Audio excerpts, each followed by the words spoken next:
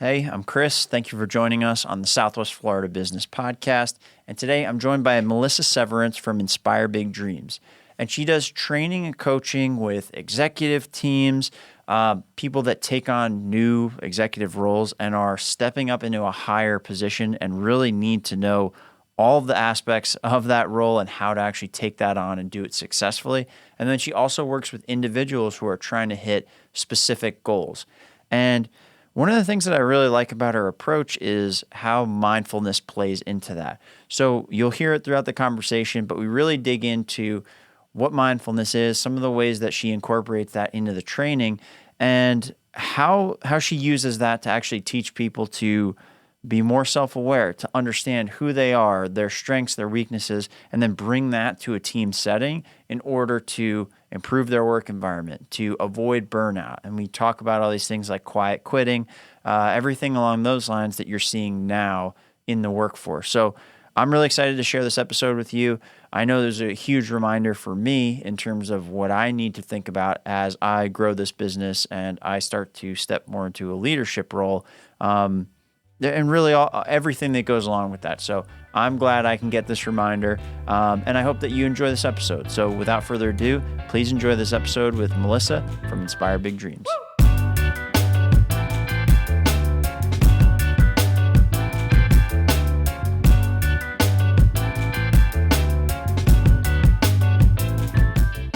This episode is brought to you by Southwest Florida Podcast. If you're a business in Southwest Florida and you want to use a podcast to grow your business, scan the QR code on your screen or visit the link in the show notes at www.swflpodcast.com. Enjoy the show. All right. Well, thank you for joining me. I appreciate it. Yeah, let's dig into it.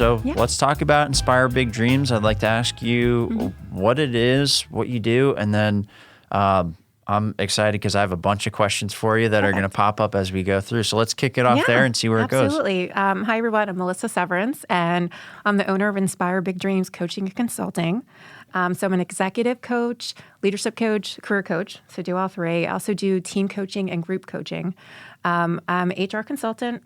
I also do customized corporate training and speaking. So I have a lot of variety of things I do, but overall, I'm just trying to make a difference to all my clients. I work with executive entrepreneurs, teams, emerging leaders, and organizations really to transform and inspire them for change and to meet their goals and big dreams. Okay, nice. So how did you get into this? You know what? This is kind of my third chapter in my career. Started off as an accountant. Knew I loved to be around people, but didn't love the numbers. Wait, you didn't love accounting? No, I didn't love accounting, surprisingly. It wasn't for me. I always loved talking to my clients, but not working on the computer. So I had to find something more people-oriented. So I went to an accounting consulting firm, and they luckily let me go right into HR, which was great. And it grew from 100 to 1,000 people while I was there. So I got to see it transform and change from the HR perspective amazingly. Operations, everything. It was just a really nice ride and really gave me the foundation for what I'm doing now, actually, as an entrepreneur. Okay. And then during that, did a lot of leadership development for our whole firm, employee engagement, which I'm really passionate about, team building, and kind of brought that into doing my own thing. I was there for 15 plus years, did a lot of great things. Did a lot of great things that they needed, but I was ready to do things for myself that I was passionate about. And, we actually did this, they called it learning circles. So it was kind of like group coaching, but we had the whole firm divided into groups, and we tried it out. And I don't think our culture was ready for that at the time, but I loved it. And it really got me into thinking about coaching. So when my firm was kind of going from national to regional and things were changing for me, I kind of realized that this is the time for me to take my own leap, and go after my dreams, and go back to school for a little bit and get my certification in coaching, and then do all this other stuff in leadership development that I have passion for and that I really enjoy. Okay. Yeah. And so when you're at this company and it's growing and scaling and you're trying these new things out, what what was it that first made you say, okay, we should try these new strategies out? What were those? And then what was the response that you got when you first started implementing this stuff? You know what? We were very lucky that our CEO was such a visionary and he always had great ideas and wanted to do crazy good things, but different things, and kind of forced us into them a little bit by saying we can do it, giving us encouragement. So our leadership development program that I built with him was one of my favorite things in my career. And kind of doing that and seeing that where it is today, the whole firm's involved. They do it quarterly. They have amazing speakers come that you would know every name of the person that comes in. And then everything in between to keep the leadership development up. And then trying something like that, the learning circles, or trying anything, that they would, we have our people do sales and marketing and recruiting for us. And a lot of places, you can't get your employees to do that, even though they're doing accounting work. But here, they wanted to do that. So it was really exciting to see that. And I think because we allowed all of our employees to be entrepreneurial, it was easy for me to take that leap. Because, I was preaching it every day to do it. I think they call it entrepreneurial. Intrapreneurial. That's the word. We were really preaching that from the very beginning. So I gradually didn't have much fear about doing this myself. That's very cool that you're able to kind of build up those skills and then also build up the mindset that it takes to ultimately go out on your own and do it. So what were some of the things that when you implemented these changes and you were working with all the people within that company, what were some of the things that you saw? How did it transform? What were the changes that took place? And then how did you kind of see that, okay, this is something that's actually useful. Like this is actually having the intended consequence and this is helping people grow. Like what were some of those things that you saw? Yeah. I think anytime you bring more learning, growth, leadership development into a firm, you're going to see people more inspired, motivated, and engaged at their job. And that's what I kind of saw. And that's why I kind of bring all those things and now try to infuse it in all I do. I do think coaching works, so I have the mindset of trying to help people with coaching their teams. And I think leadership development, everybody needs to, really focus on their own leadership, their individual leadership, and then they can even be a better leader to others. So I think throughout the time of implementing different things like that, I just noticed that, the extra effort of being with people and really understanding what they need to grow is the most important thing.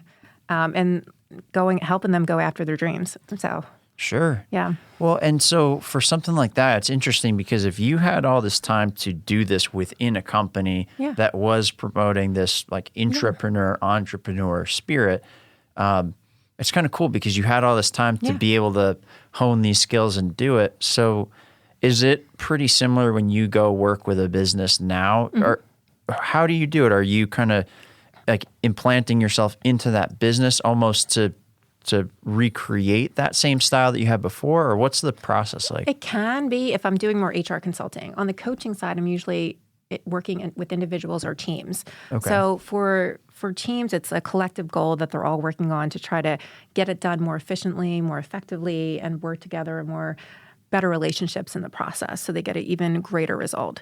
Individual coaching could be across the board, all different things, depending on what they need and depending on their level.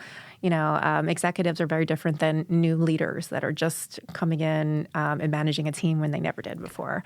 Sure. So it's so different, but still at the end of the day, everybody's kind of trying to get over their fears and just doing their best, and they want to do their best. So a lot of things kind of intertwine, even though you wouldn't think they would.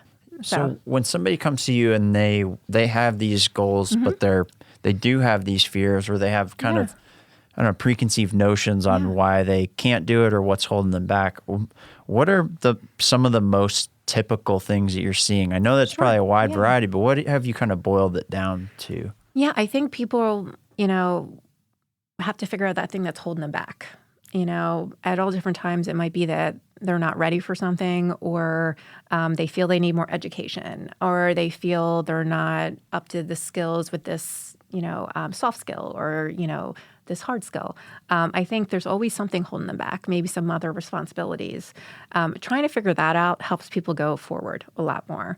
And giving themselves grace and taking chances to fail. I think a lot of people don't do that because they feel like they have to be perfect all the time, but we really don't. We actually learn more from our failures and get further.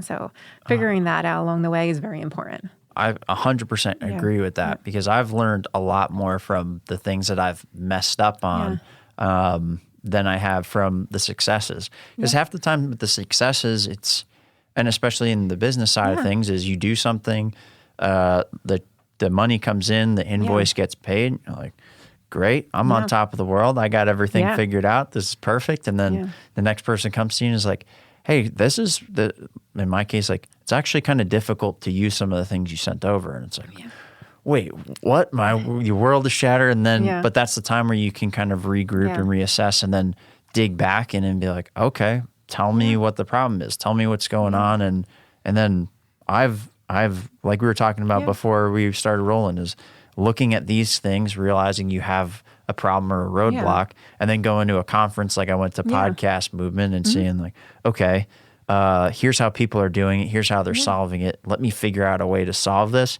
and then implement it. I guess so. It makes sense that would be the first thing that you really have to identify is like, what is that roadblock that's holding you back? And then if you really want it too, there's some people that don't want it. I had one coach ask me for advice a couple of weeks ago, and she was going over the case with me, confidentially, no names or anything. And I said to her, I'm like, does he really want this promotion? They're giving him this executive coaching. You're doing everything, but he's not doing all the steps. There must be something, that's holding him back. But at the end of the day, it could be that, this is not his role for him, and he knows that. So you have to really want something because you have to have passion for it to go after it, these big dreams. So how do you work with people to help them figure out, one, what they really want to go after, and then what is it like working with you to actually chart that course? What does that look like? Yeah, I guess throughout the time I'm trying to inspire and motivate them, because I do think sometimes people don't have that cheerleader behind them, somebody to help them saying, yeah, you can do that. And ask them, do they know anybody else that did this that you're looking, like trying to give them reasons why they can also chart that course for themselves. And making them be more self-aware of all the great things, all the unique abilities I have that they can use to do this. So there's a lot of self-awareness work that we do, a lot of work on, what would be a needed strategic path forward to do this. You can't just do this overnight. You have to have a plan. What are some baby steps, some things that we can start working on that gets you closer to that? Even if it's not, a huge step, a little step matters. Every little step gets you closer and closer to the goal.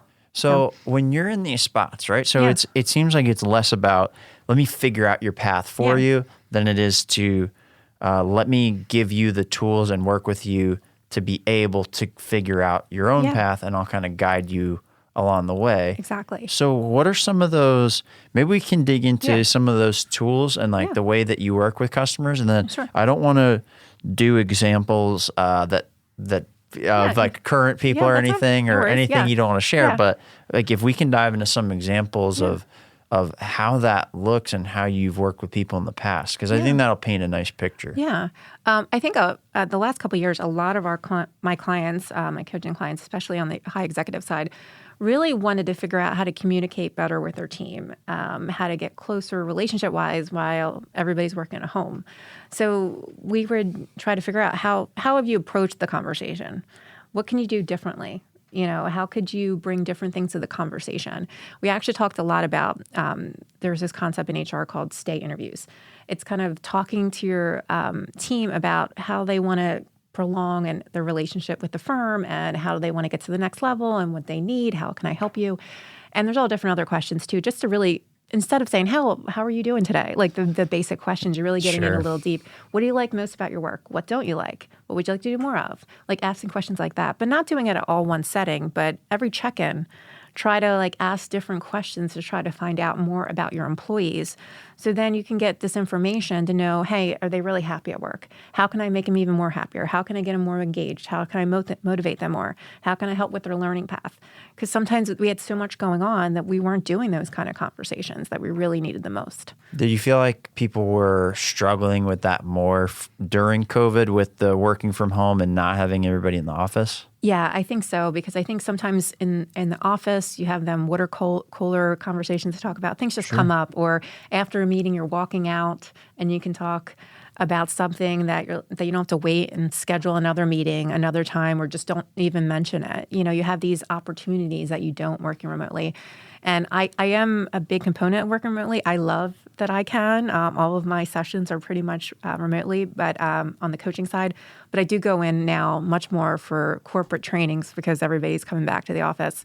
But a lot of companies are still going to have the hybrid or the remote, or even if they come back, there's going to be now more problems with that, more stress with that, because now people have to commute again. People have to, take their kids here and there and go to work. There's a lot more stress coming into the workforce. Sure. And so what do you think, what do you think has been what's the best way to ask this question? So I guess what's your take on how that's gone, and what kind of caused the disconnects between management, employees, or executive leadership than management and then employees? What was kind of the bigger disconnect that you've been seeing over the past couple of years, and how are you seeing that change now? Yeah.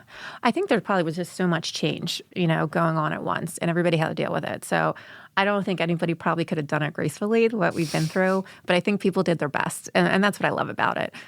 People did try, but people were going through things professionally and also personally. So I think sometimes, in some cases, some of the leadership didn't go to the personal side when they really needed to help them, and I think that's why the Great Resignation happened. And then people were leaving, and then the workload got really crazy, and then they were working even more. And that's still the case. And then burnout's happening as well. So we went through so many different stages through the last couple of years. And we were just talking about earlier, the quiet quitting. That's another one that's coming up really loudly right now. And it might have been around for a little while. My perspective is I think it's because of the burnout. I think people are just holding back a little bit because they've been working too much and they need to get back to themselves for self-care and to be able to really survive. It's sad that there's so many people out there burnout. Well, and I think one thing that COVID did for me when I was working at the last job before I ended up leaving, taking the leap of faith, was kind of stepping back after the initial kind of 6 months of go, make sure we're still bringing in sales, keep the lights on, make sure that money was coming in for the rest of the teams. Yeah. That first 6 months of COVID was very much like all hands on deck as the company had to lay people off. Fortunately, they ended up bringing them back. Yeah. But it was so much go. And then like 6 months into it, I think September 2020-ish was the first time we had some room to breathe. Yeah. And that was one of the first times when I was ever like, okay, what am I actually doing with my life? It was like a life reevaluate. What am I spending my time doing? Is this the job that I want to be at? Are these people that I want to be working for? Do I want to do something for myself? And that was really the first time I really started to think about that kind of stuff.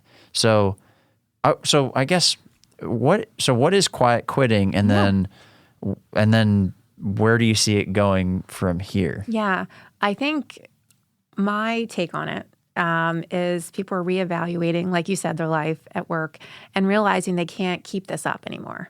And they're maybe bringing back a little bit some of the work that they're doing so they can have more personal time for themselves and have them breaks that they need and try to make sure they're not burned out.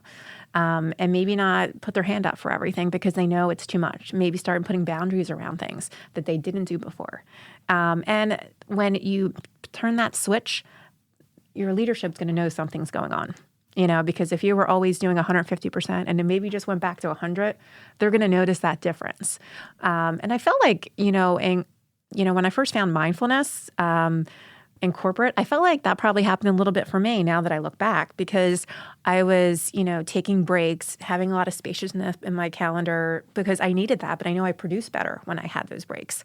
I was more on. I was calmer. I wasn't reacting as much. So I feel people are doing all different things, and some of them are doing the quiet quitting because they know they need to do something. So they can't go on like this. They're burnt out. Okay. So is quiet quitting in that case basically, so it is just the act of kind of stepping back from your work. You're not actually quitting, but you're quitting the previous kind of job or agreements that you had. And maybe the intensity, possibly. Intensity. Maybe that's a word for it. Okay. Some people are saying that they're, tuned out. I don't believe so. I think people are still doing their job. And maybe in some cases they aren't. But what I'm seeing is people are just trying to take care of themselves a little bit more and realizing this job might not be for me. So you might not be hearing as much from them. They might not be volunteering because they might be looking for a new job because they know they can't keep this up. Or they're trying to keep up this pace and see if it's going to work. Got it. Almost, kind of testing the water. Exactly. See if I can work at this level and still do the same. Yeah. Well, and so you said something interesting was when you kind of brought in the practice of mindfulness, understanding how your days were flowing, what was taking up your time, how you blocked things out. Yeah. You ended up having more time and space in your calendar, but you got more done and you produced more. So exactly. How did that come about? And then what was kind of the realization that made that possible? Yeah. Well, I actually was going through two big things at once, something personally and professionally. I was going through a divorce suddenly that I didn't know was going to happen with somebody I was with 20 years. So totally changing my life at that point. And at the same time, I got a big promotion that I was looking for that was more responsibility, more direct reports, something I've always wanted that I know I had to be on. And if I wasn't going to be successful at it. So I know dealing with both of them, I wanted to do it the best as possible. So I knew I had to do something a little different. And I was at one of them conferences that you're talking about, and somebody was telling a lot about mindfulness and meditation. And at that time, I was one of those people that had a million things going on through my head all the time. I'm sure a lot of people out there can relate to that. Hey, I'm relating to you right now. And I still do, right? You have a lot of questions, coming up. And in my coaching sessions, same thing sometimes. But there's just so many great things you want to say sometimes, right? But I realized that I, had to give this a shot, even though I didn't know this was for me. So I got an app and just started practicing. It was very tough. I didn't feel like it was doing anything for a while, but started reading up on mindfulness, meditation, started taking courses. I took the MBSR. I got certified as a mindfulness facilitator. I just saw such a difference. I also brought yoga in my life. And it just, all of that together really helped me feel like more of a calm person. I have tons of energy. So you probably can see when I'm talking with my hands. And I just felt like it just calmed me more. And it let my response be what I want my response to be instead of reacting. And I just saw so many benefits that, that's one of the things I do for corporations. I help bring mindfulness and meditation in because it did wonders for me. And I see how it continues to help people with their stress levels. It's just a nice toolkit to help them, with all the stuff we're facing right now, and especially with burnout. Burnout statistics are crazy. It's, probably 80% of, I think at my last presentation last week, I was talking about how 89% of people are out of whack with their work-life balance. Not that I don't believe there's a balance. I think you need to have a synergy and figure out what works best for you. But, everybody's dealing with that. And then I think it was almost 80% are dealing with, chronic stress. And that turns into burnout. Yeah. So we need to do something about it. So that's one of my passions as well, is kind of infusing mindfulness out there in corporations. Because I know it does make a difference. It's not the total fix-all. Culture is really what it comes down to. And that's why I really, on my HR consulting side, really try to have an impact with employee engagement and helping with, help get those cultures where it needs to be to really help the employees strive.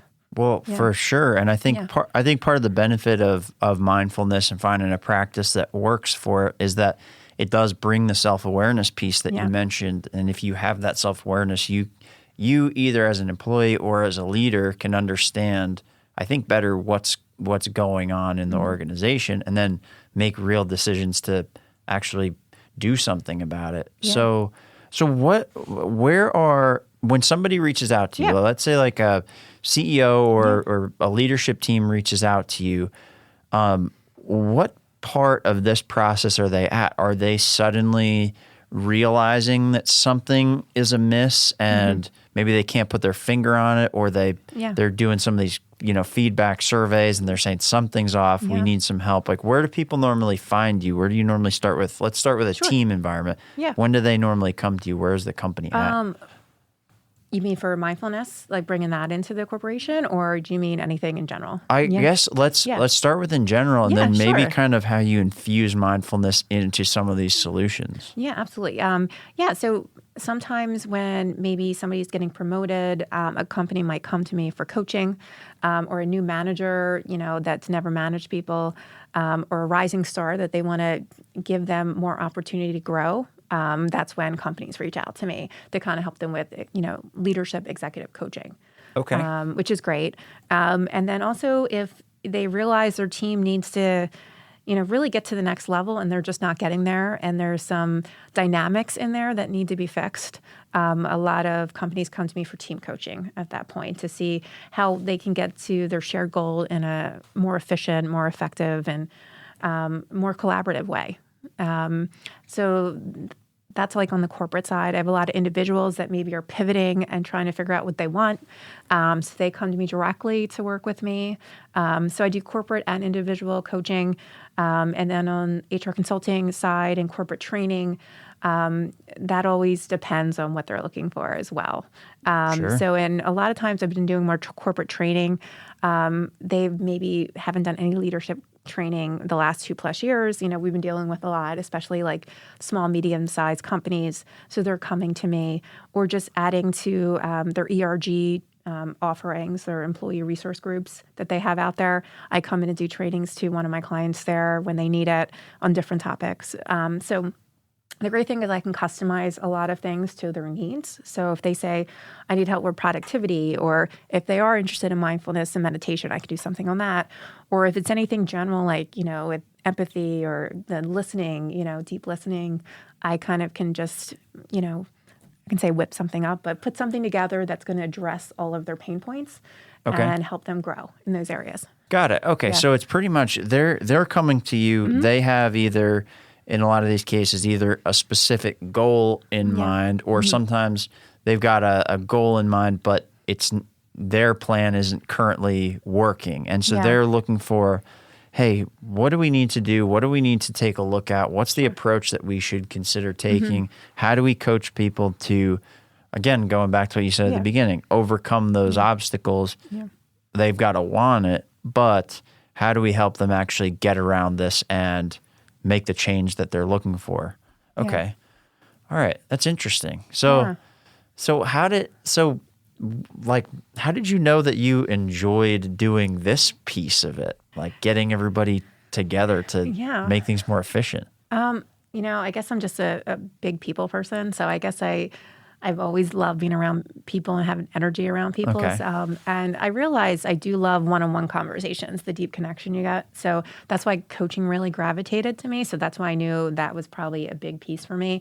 And luckily, I've done a lot of training in my corporate life.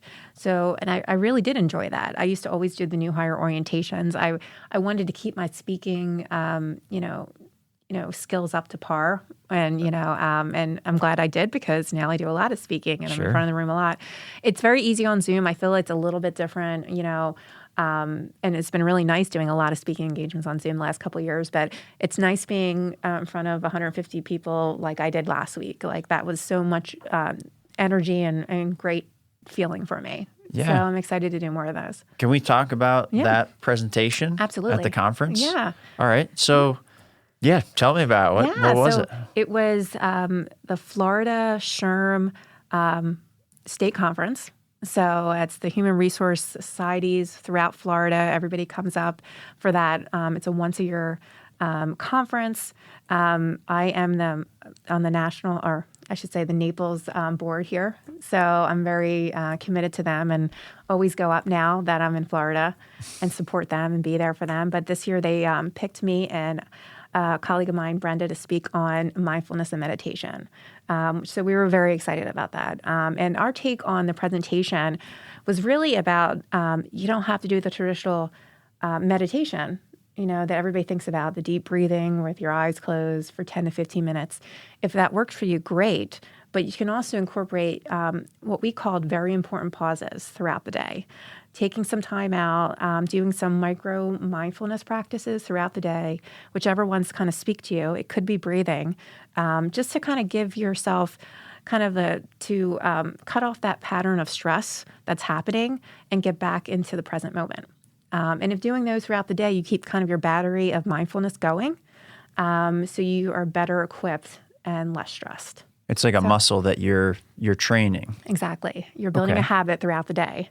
It's kind of like you want, sometimes it was funny. I was one of my coaching clients is an executive who does mindfulness religiously. He meditates an hour each day. And even though he was used to doing that every morning, he felt like he needed something more. And these mindful moments that he incorporated kind of was a game changer for him, because by the end of the day, his battery was like uncharged. So these helped him keep the overcharge that he had in the beginning of the day throughout the day. Got it. So it's not a overload at the beginning. It's like a slow burn, like a steady pace that you can actually keep. And okay, so how do you recommend people incorporate stuff like that into their day-to-day? Yeah, so one easy way is every time you're done one project before you start another one, after a meeting before you start another meeting. You're seeing a lot of corporations shorten their meeting times. So they're like 25 minutes or 50 minutes. So they give you some time to absorb what you just went through and prepare for your next one, and then just be. And so you're present for it. So you're not thinking about that last meeting. So there are two ways you can incorporate it. I put reminders in my calendar, which are annoying sometimes, but I want to just make sure I do have these, little mindful moments throughout the day. And you can do all different things. Some people do breathing. Some people might do other things with their senses. There's other ways of, journaling, having a gratitude list that you kind of, put out there. One of the other creative things that I really like is, each day, how do you want to be? Instead of having a to-do list, how do you want to be list? So how does that work? How do you want to show up today? Maybe you want to show up more present, possibly. Maybe you want to show up more empathetic because somebody's going through something really hard. Maybe you want to show up with more confidence because you're doing a podcast today. Yeah.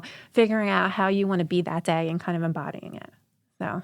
Okay, that actually makes sense, especially when I'll go back and I'll journal or I'll write and do these kind of things to help just get the thoughts that are kind of trapped in your head and going on loop. Something that helps me get outside of that is writing, doing these things, but also having an idea of really what I want to do for that day. In the way that I want to do it. So I kind of do decide how I want to be that day. I get it wrong a lot. Yeah. But at least you're putting some attention to it, and you're really trying to be, and you're more aware that you want to be like that throughout the day. So you're being mindful of it. Yeah, it's not an easy. It's not necessarily a hard thing, but it's not a straightforward thing if you don't know what you're looking for and you don't practice it. Because I'll notice that especially writing for me is my thing that helps me get out of my head and do all that stuff. But it's so easy to tell yourself, oh, I'll do that tomorrow, or exactly. I won't practice this, and you don't get in the habit, and then it becomes really difficult to even remember that that's why you're feeling off. The things that you did that made you mindful, you forget to do them. And so how do you personally keep track and stay on track with mindfulness practices and things like that? Yeah. So I'm very into yoga. So, at the end of yoga, there's always that couple minutes. So I do count that in that as one of my mindful breaks. And I try to do walks on certain days and really kind of pay attention to the beauty outside, with my eyes, focusing on something like that. And that brings mindfulness into me. I like to do it with activities. You can even be mindful when you run if you're kind of really, focusing on one thing that you're thinking about when you're running, if you want to. So I do a lot of physical activities, but, I also do the breathing as well. I try to incorporate that through the day. Stretching as well. Just stretching at your desk is just being mindful, with your body. Trying to, everybody's sitting all day in front of screens. So we definitely need to stretch. And just moving a little bit will get you kind of feeling good and more calm. You just feel much better, as after you stretch. Totally. And then, there's it's funny, like, if you ever just rub your hands together, you'll just realize that you're focusing on your hands rubbing together and nothing else. Like there's certain things like that just, get you focused and you forget whatever else you're thinking about for that moment and get you in the present moment. And that's what you're trying to do. Yeah, there are those small things that you can do.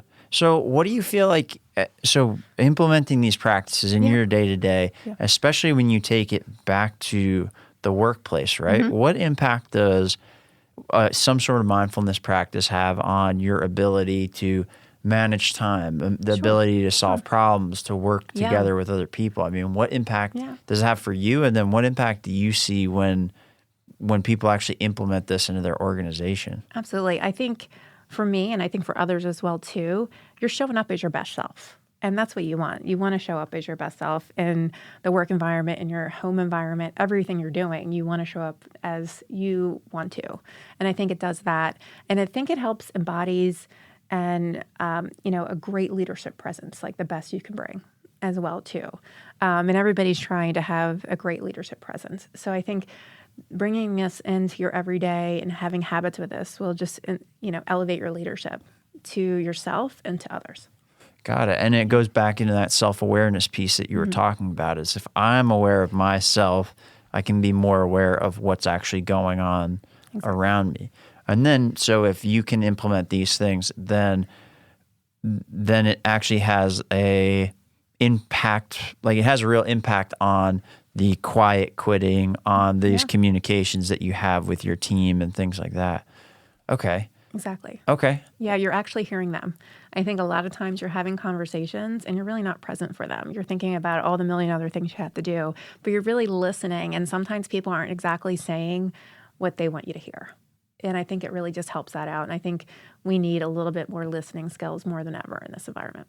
For sure. Yeah. I think with all the work from home stuff and with everybody being so online focused now, it is very easy to not relate to other people. And it might be easier now than ever before to not relate to other people. Absolutely. Okay. All right. So I know that, so you've got the mindfulness pieces of this, and you're coaching people through these different aspects of their work-life balance and helping them manage that. Is there, what else do you focus on in your practice when you're working with either companies or individuals? Is there any other key pieces that you focus on? Yeah. In most cases, it's increasing leadership in a lot of ways, and a lot with new managers, realizing that they need training to get where they need to go to be the best leader they can for the team. It's really great that we're really promoting, younger into these great positions, but they need the help to get there. So kind of putting a plan together for, new managers, and it's training and coaching together. It's kind of a combination I've been doing with that because it's so important. And then just bringing the team together, maybe for more team building things, helping them be self-aware and understand each other. So I also do, one of the assessments that I use in coaching is Productive Index. So in some of the cases, it's very similar to DISC and all of the other ones. Everybody has their one that gravitate to. But I like this one because it kind of shows, when the whole team does it, you can see kind of a team visual of where everybody's at and what, their archetype is and how they work together. And I think kind of just understanding each other so everybody can work more collaboratively together because we need each other to get everything done. So doing a lot, and that's kind of self-awareness activities, with the team to really understand each other so they can know who to go to And then figuring out strengths and weaknesses and who to leverage when you do have, these opportunities that you need to grow on. Who can you leverage as well in the process? Yeah, I think that's a critical point. And I think if teams can understand that, even if it's not the team themselves, even if it's the leadership who is managing a team can understand that, you can put people in the right places to handle the right things. And I think avoid burnout like we were talking about at the beginning. What role do you see that playing in avoiding a lot of these issues that these companies are facing now? I think we're taking time and really getting people into learning, getting motivated. And, even if they're doing a little bit more work, they'll be okay. If they have this mindfulness, things that they're doing, or the stress is not there as much, and they're talking to people, they're really understanding them and trying to meet them halfway at least, or, even more if they can, to help with all the concerns they really have right now with their work-life balance, work-life synergy, whatever you want to call it, or, with helping them with their personal right now, because so many people have some really major things going on. For sure. Yeah. Okay. Well, so I guess before we kind of wrap this up, is there anything else that we should hit on? Is there anything else that's like critical to this?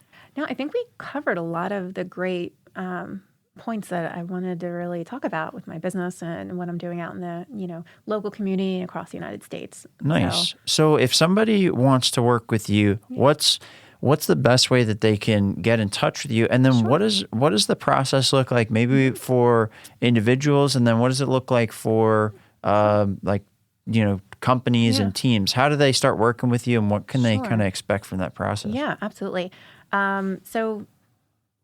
My website's always a great place to find me, and I'm also on all the social, especially on LinkedIn, but I do have presence on Facebook and Instagram. So Melissa Severance, come look for me.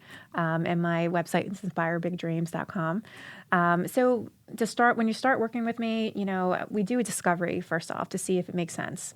If I'm the right coach for you, or I'm the right trainer or the right consultant, I want to make sure that we both are in line with what needs to be done, and you feel confident and that we're going to be able to get there together. So kind of going through that discovery process, it could be a half an hour call, it could be an hour Zoom, or it could, be a few, whatever you guys need to kind of really figure out what is really the need and what would be the best path forward. In most cases, my coaching engagements are 3 months, 6 months. I also have some that go on for years. Just depends on really what we're going after. It could just be a goal that, in 3 months, I want to do this. It could just be overall leadership, or to get a promotion in a year or 2 years. Everybody has certain goals, so I customize it and see how, it's best for them. Got it. So it could be a session every week, every 2 weeks, every month when it's more at the executive level. It all depends. So gotcha. Okay. Yeah. So you end up meeting with them, figuring out what their actual, I guess in this case, what their problem is, how much time and resources they have to get this done, and what that timeline looks like, and then you start executing with them and then help them along the way. Yeah. But initially it starts off with that self-awareness, the self-assessment. How do I know who I am so I could start to build out a plan for who I am and who I want to be? I love everybody doing a self-assessment in the beginning of the process because it helps them just remind them, about themselves. Some people are very self-aware, so they might not need it. But for me, it's also helpful to know more about that person and how I can help them and what might work better. Different, exercises or tools or different things along those lines. Nice. So helps me along the way.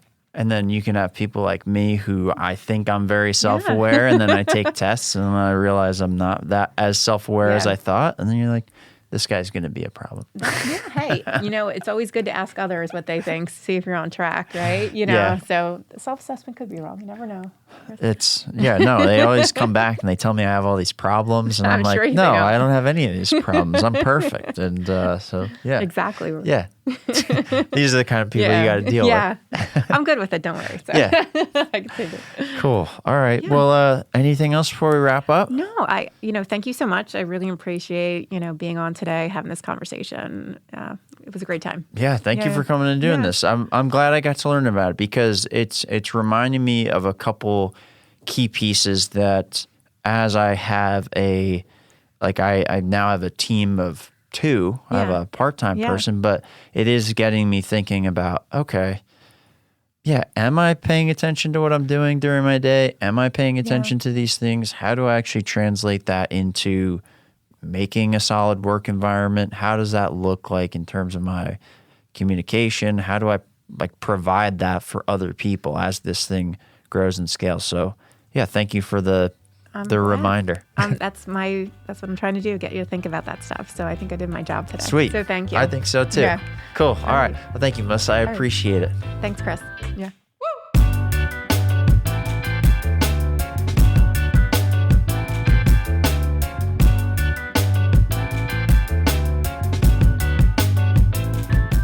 This episode is brought to you by Southwest Florida Podcasts. If you're a business in Southwest Florida and you want to use a podcast to grow your business, scan the QR code on your screen or visit the link in the show notes at www.swflpodcast.com.